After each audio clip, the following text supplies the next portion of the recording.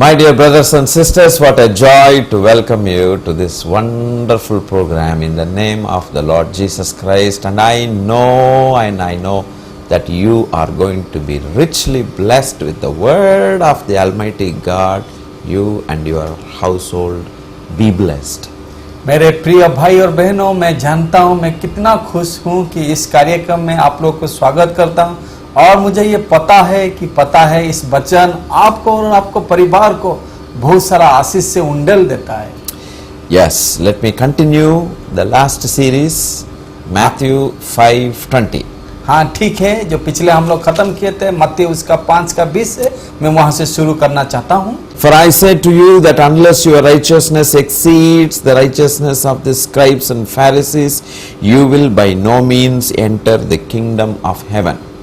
क्योंकि मैं तुमसे कहता हूँ कि यदि तुम्हारी धार्मिकता शास्त्रियों और फरीसियों की धार्मिकता से बढ़कर ना हो तो तुम स्वर्ग के राज्य में कभी प्रवेश करने पाओगे। See here the Bible is very clear on the foundation teaching, fundamental teaching. This is very important.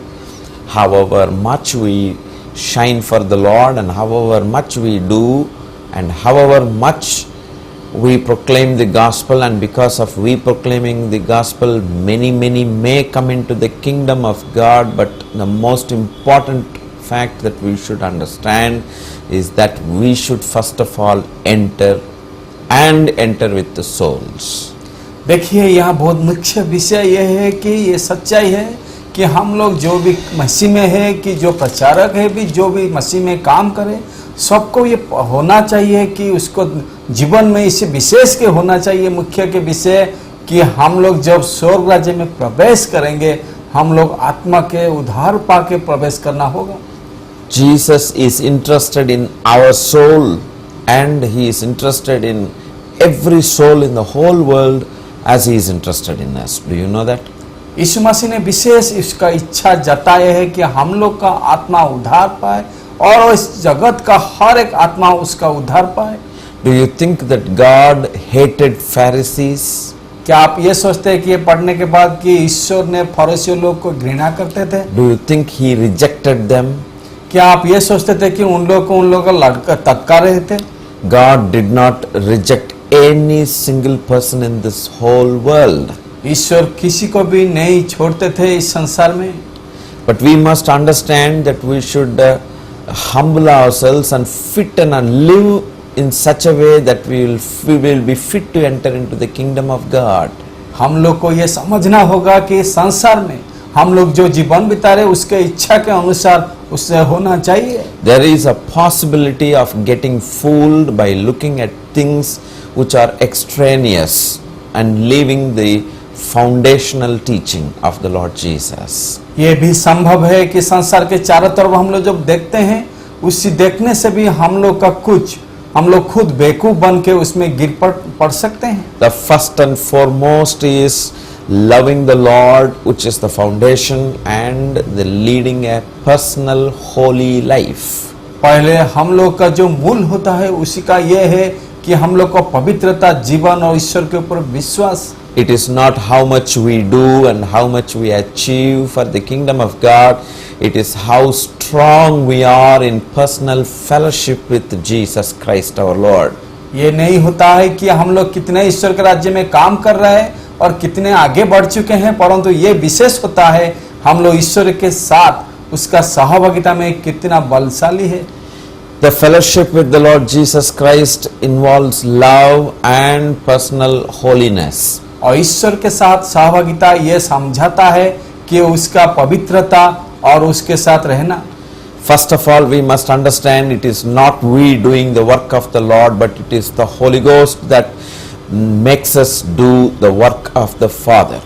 हम लोग को ये पहले समझना होगा कि ये काम हम लोग नहीं कर रहे हैं, परंतु पवित्र आत्मा हम लोग के द्वारा ईश्वर का इच्छा के अनुसार कर रहा है। Many people are interested to do only work, but they are not interested to be in constant and deep fellowship with the Creator.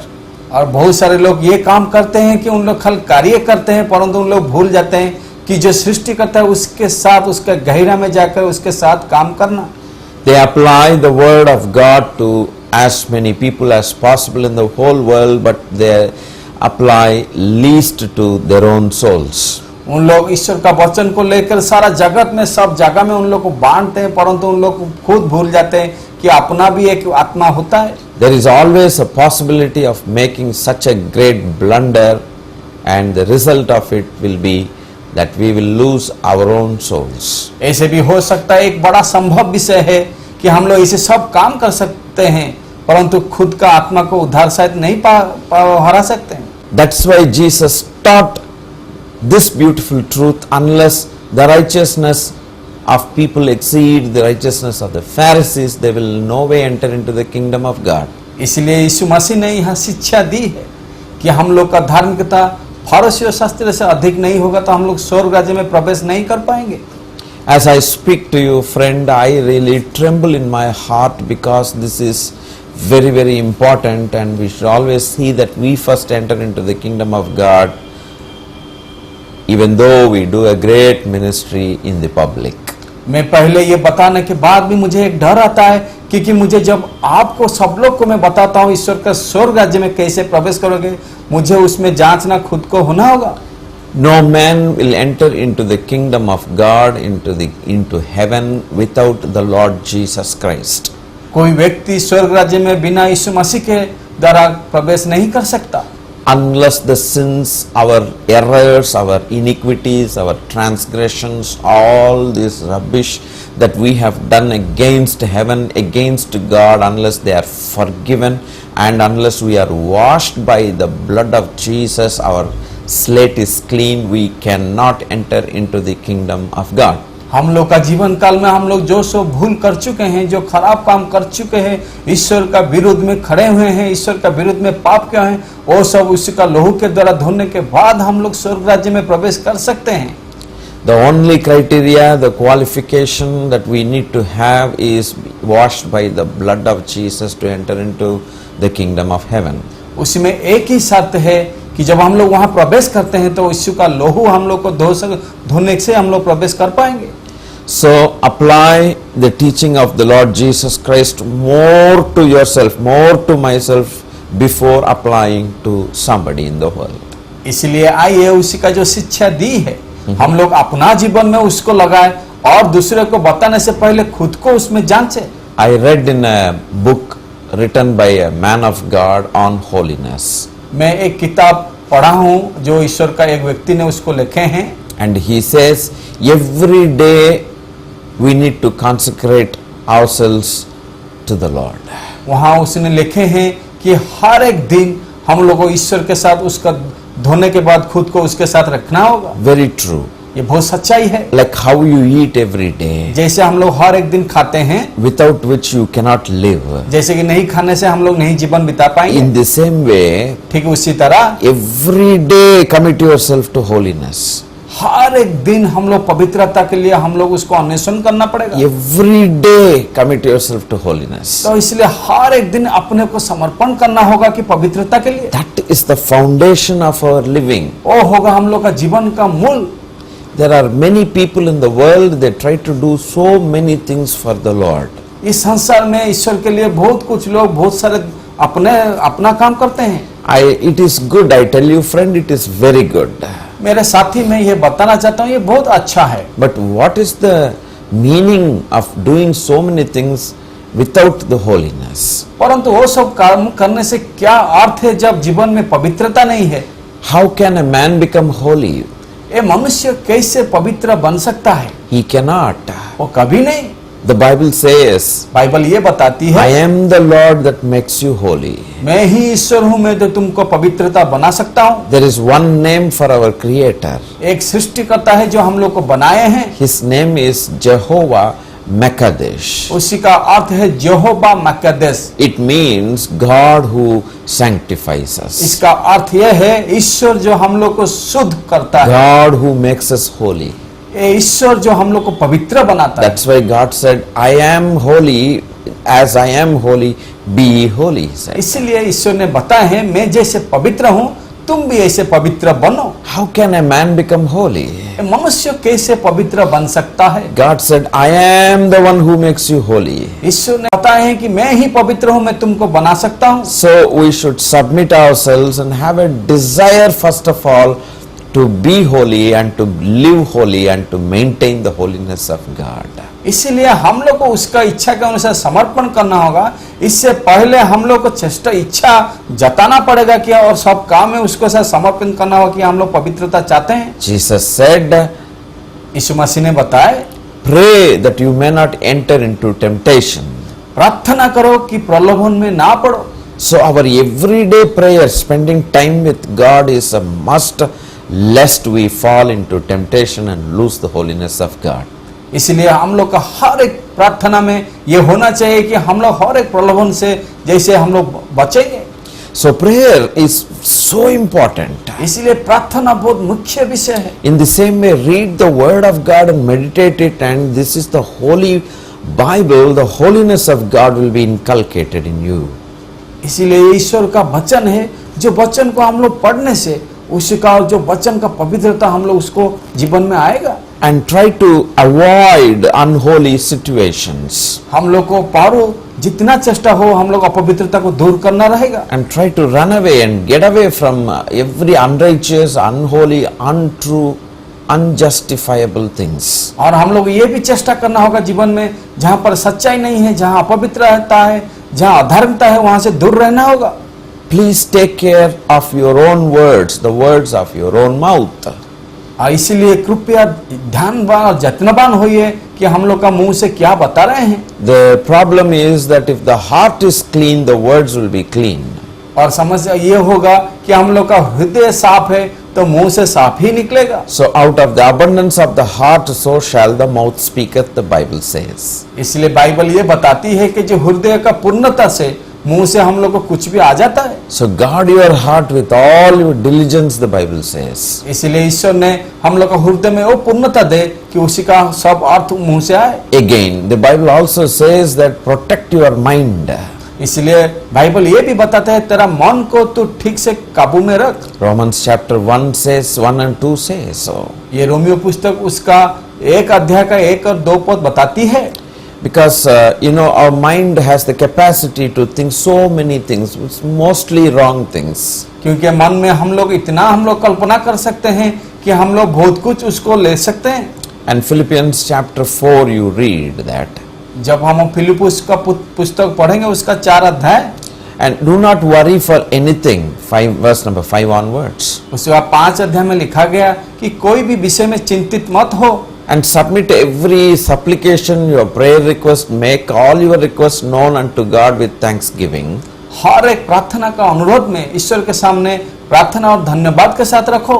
Worry for nothing, कोई भी विषय में चिंतित मत हो, but take it in prayer and leave it to God. उसी को प्रार्थना में ले लो और ईश्वर के पास रखो। The Bible continues to say, Bible ये पूरा बताती है, then the peace that passeth all understanding shall protect your soul, protect your heart, keep your heart and mind in Christ Jesus. Bible ये बताती है कि वो जो सबसे बचाता है वो तुमको तुम्हारा आत्मा और तुम्हारा हर एक मन से वो ठीक संतुलित रखेगा। I want to take you to the fundamental teaching of the Lord Jesus Christ in Matthew 6:5.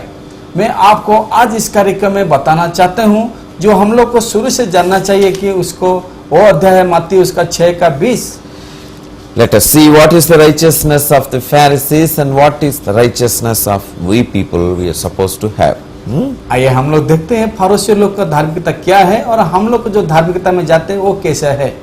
And when you pray, you shall not be like the hypocrites, for they love to pray standing in the synagogues and on the corners of the streets, and that they may be seen by men. Assuredly, I say to you, they have their reward. जब तू प्रार्थना करे तो कपटियों के समान ना हो, क्योंकि लोगों को दिखाने के लिए आराधनालयों में और सड़कों में मोड़ पर खड़े होकर प्रार्थना करना उनका अच्छा लगता है। Praying in the public is not wrong. और प्रार्थना सबके सामने करना कोई भूल नहीं है। Suppose you are in the railway station and you have to see off a friend and then you are offering a prayer for 1 minute or 2 minutes right there wherever you are, it's not wrong. शायद आप railway station गए हैं और आपका साथी को मिलने के लिए, और वहां आप एक प्रार्थना उसके साथ करना चाहते हैं, तो वहां करने से कोई भूल नहीं है। So, but the what the Pharisees did, that you must understand. परंतु जो फरीसी लोग थे, उन लोग क्या करते थे, आपको समझना पड़ेगा। Jesus here says, for they love to pray standing in the synagogues and the corners of the streets, that they may be seen by men. This is the most dangerous thing. यहाँ लिखा गया है कि यीशु मसीह ने बता रहे हैं कि उन लोग आराधनालय में और सड़कों के मोड़ पर लोग के सामने प्रार्थना करना चाहते थे, जो भयानक है।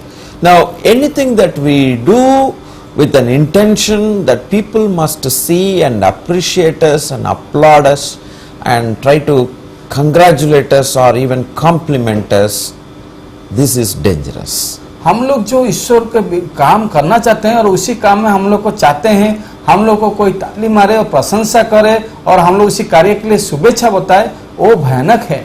The glory belongs to God and the glory must go to God and not to you and me at all. हर एक महिमा ईश्वर को जाना चाहिए और ईश्वर का महिमा आपको और मुझे नहीं मिलना चाहिए।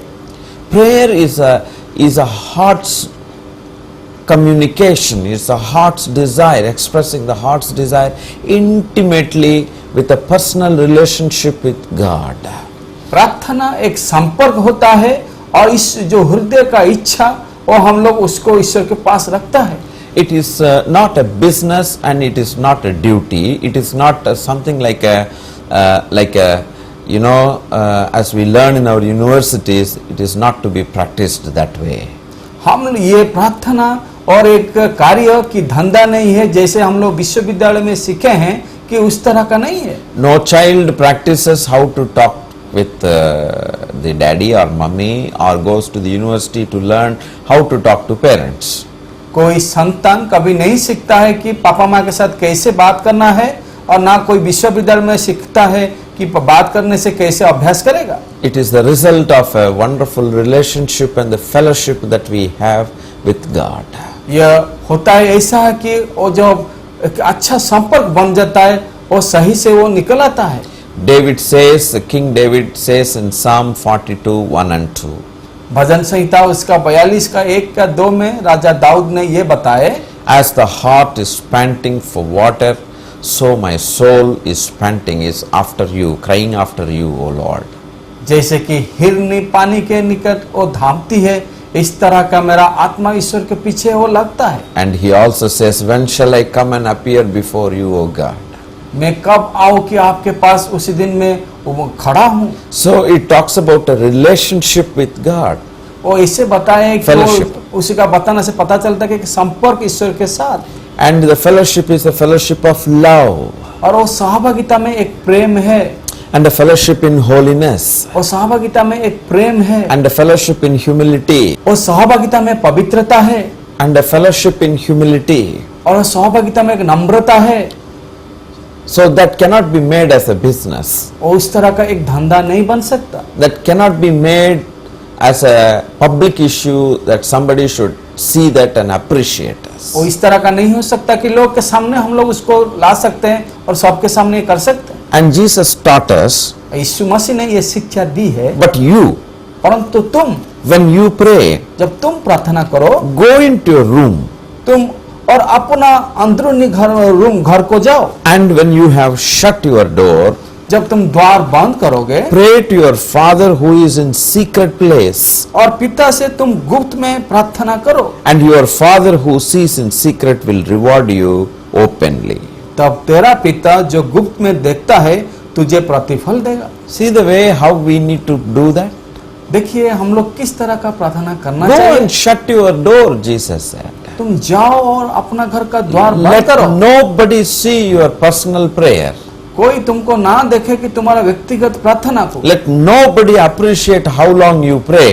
कोई तुम्हारा प्रार्थना को प्रशंसा करे कि तुम किससे प्रार्थना करते Let हो, nobody appreciate how well and how best you pray. कोई बताना जरूरी नहीं है कि तुम कितना प्रार्थना कर रहे हो, कितना लंबा कर रहे हो, ये सब जरूरी नहीं। Don't try to pose that you are a great man of God. और ऐसे मत दिखाओ कि तुम ईश्वर का एक बड़ा व्यक्ति हो। I tell you a secret. मैं एक गुप्त विषय बताना चाहता हूँ। The more close you and I go to the presence of God, जब आप और मैं ईश्वर के साथ बहुत निकट जाएंगे, the more we go close to God, जब हम लोग ईश्वर का निकट जाएंगे, the more humble we will be. हम लोग खुद नम्र हो जाएंगे। You understand that? क्या यह समझ पा रहे And हैं? all our interests, all our desires, anxieties will fade as we go close and close and close to our God. जब हम लोग ईश्वर का निकट और निकट जाएंगे, हम लोग का जो इच्छा और उत्साह होता है वो अपने से वो चला जाता है। If you know the Lord Jesus Christ personally, जब आप यीशु मसीह को व्यक्तिगत रूप में जानेंगे, you will not be seen outside, but He will be seen outside through you. आप बाहर में दिखाई नहीं देंगे, परंतु वो आपके अंदरून में रह करके सबको दिखाएंगे। That we should desire. वो हम लोग को इच्छा होना चाहिए। In fact, that is what is precisely called sanctification. और इसको इस तरह का बताते हैं कि शुद्ध जीवन। There are two words, one is sanctification, another is justification. और दो शब्द है, एक है शुद्धता और एक न्यायवन, न्यायकरण। Justification is His job. Like you believe on the Lord Jesus Christ and you are justified that you are the child of God. और जब ईश्वर के ऊपर तुम विश्वास करोगे, उसको संतान बन जाओगे, उसका वो कार्य है कि वो आपके ऊपर न्याय करेगा। So justification involves God's work on the cross of Calvary. और जब तुमको वो धार्मिकता बनाएगा, वो क्रूस काल्वरी के ऊपर वो बना के लेगा। And none of us can do that. वो हम लोग को द्वारा नहीं होगा। No, we cannot cleanse ourselves and we cannot get rid of our sins. हम लोग खुद को शुद्ध नहीं बना सकते और हम लोग खुद उससे बच भी नहीं सकते। But then we must believe the Lord Jesus Christ who died on the cross on behalf of you and on behalf of me, that He had completed the job of making Himself a sacrifice. और हम लोग को ये जानना पड़ेगा कि आपको, मुझे और आप, हम लोग के लिए वो खुद को समर्पण किया और हम लोग को उससे छुड़ाया। That He died in our place, वो हम लोग के लिए अपना प्राण दिया। in our stead He paid the penalty for our sins. हम लोग का पाप का दंड का भोग वो अपने ऊपर लिया। Then we become righteous before God the Father. उसके बाद हम लोग को पिता ईश्वर के सामने धार्मिकता गिना गए। That means we are justified as though we have not done anything wrong. उसका अर्थ ये है कि उसको न्याय उसी से मिला कि हम लोग जैसे कि कुछ भूल ना किए हैं। It is based on what He has done. उसका यह है कि उसी के कारण हम लोग को मिला। You understand that? क्या आप ये समझ पा रहे हैं? But then there is another word, sanctification. परंतु और एक शब्द है कि शुद्धता। Sanctification is the one that we are supposed to have, do something such that we need to tell our people who are not people of God that we are justified by the blood of Jesus and I am the proof of it. शुद्धता ये है कि हम लोग कुछ किए हैं और उसी का कारण हम लोग को दूसरों को बताएंगे और हम लोग को उसको न्याय ऐसे करते हैं कि और हम लोग के द्वारा ये हो चुका है। In our conversation, in our dealing with people, in our thought process, in our daily living, maintaining a holy living, that is the justification that we are supposed to do, and because of that we convey to the world that we are justified by God, and that is why the process of sanctification is the proof of justification. ऐसे कि हर एक दिन प्रतिदिन का बात करना, हम लोग कैसे रहते हैं, परिवार कैसा है, हम लोग का जीवन का शैली कैसा है, वो सब इतना परिवर्तन होता है कि उसी से न्याय करके वो बताते हैं कि हम लोग एक जीवन शुद्धता में जा रहे हैं। Well, there is no point therefore in making people know that we are great people. ठीक है, ऐसे नहीं कि हम लोग खुद को बताएंगे हम लोग बहुत बड़े हैं। There is no use at all. उसका कोई व्यवहार नहीं है। So Jesus said they are praying. यीशु मसीह ने बताया उन लोग प्रार्थना कर रहे हैं। That's okay, their righteousness. ठीक है, वो प्रार्थना करना एक But धार्मिकता your है, righteousness must exceed. परंतु आपका धार्मिकता उन लोग का धार्मिकता से अधिक होना चाहिए। So understand from this program, brother and sister, आइए समझते हैं इसी कार्यक्रम के द्वारा मेरे भाई और बहनों, two things. दो बात। First of all, we cannot enter into heaven without receiving the Lord Jesus and without His work on the cross of Calvary. पहला बात, हम लोग यीशु मसीह के सेवा कभी उसका स्वर्ग राज्य में प्रवेश नहीं कर पाएंगे, क्योंकि जब तक वो हम लोग के ऊपर कार्य नहीं करता। We have to follow the Lord Jesus, the teaching of the Lord Jesus, and none of us can get the glory or receive the glory, and none of us should ever desire to be famous in this world or to be appreciated by people, because our righteousness is not of the people but is of God. हम लोग जो उसका वचन के अनुसार जीवन बिता रहे कि कार्य कर रहे हैं, उसी का महिमा खुद को लेना नहीं चाहिए, क्योंकि ये सब जो हो रहा है, जो ईश्वर का कार्य हो रहा है, उसी का वो महिमा है। So by our actions, by our everything, by our daily living, the Lord Jesus must be glorified. इसलिए हम लोग का हर एक समय, हर एक दिन का कार्य में वो महिमा पाना चाहिए। Did you understand this? क्या आप इसको समझ रहे हैं? Very vital truth. ये बहुत कड़ा सच्चाई है। May the Lord give all of us, each one of us, the desire to humble ourselves and to shut our doors and to be silent and to be secret, so that our relationship and fellowship with the Lord will be strong and our foundation will be holiness, and we will not be superfluous lest we lose the kingdom of God. इसलिए आइए हम लोग इस पर जत्नवान हो जाएंगे, और हम लोग को द्वार बंद करके उसका साथ गुप्त प्रार्थना करके उसका सहभागिता रखेंगे, जैसे कि हम लोग स्वर्ग राज्य जरूर जाएंगे और हम लोग का खुद का आत्मा हम लोग नहीं खोएंगे। Father, in the name of Jesus our Lord, पिता प्रभु यीशु मसीह के नाम से, Lord, we humble ourselves before you. हम लोग आपके सामने नम्र होते हैं। Holy Spirit, touch them, Lord, and continue to speak to them, Lord. पवित्र आत्मा उन लोगों को तो स्पर्श कर, उन लोगों के साथ तो बात कर। Heal all the diseases in the name of Jesus. यीशु मसीह के नाम से उन लोग का हर एक बीमारी को तो चंगाई से बचा। Every disease be cursed in Jesus' name, Lord. हर एक बीमारी यीशु मसीह के नाम से हम लोग चंगाई देते। Lord Jesus, you are wounded for our transgression, Lord. हे पिता, तो हम लोग का पाप के लिए प्रभु तो कोड़ खाया, And you are bruised for our sins, Lord. और हम लोग का पाप के लिए प्रभु तो सब कुछ सहा। Therefore, Lord, bless them in their soul, spirit and bodies. इसलिए पिता उन लोग का आत्मा, प्राण और शरीर को तो स्पर्श कर। I thank you for doing that. You have heard our prayer, Lord. मैं धन्यवाद देता हूँ कि आप हम लोग का प्रार्थना सुने। I thank you for healing your people, O Lord. मैं धन्यवाद देता हूँ कि आप अपने लोग को तो चंगाई दे। In the name of Jesus Christ of Nazareth, we pray. Nazareth प्रभु यीशु मसीह के नाम से हम लोग प्रार्थना कर रहे हैं। Amen. मैं उसकी स्तुति करूंगा, मैं उसकी तारीफ करूंगा, मैं उसकी स्तुति करूंगा।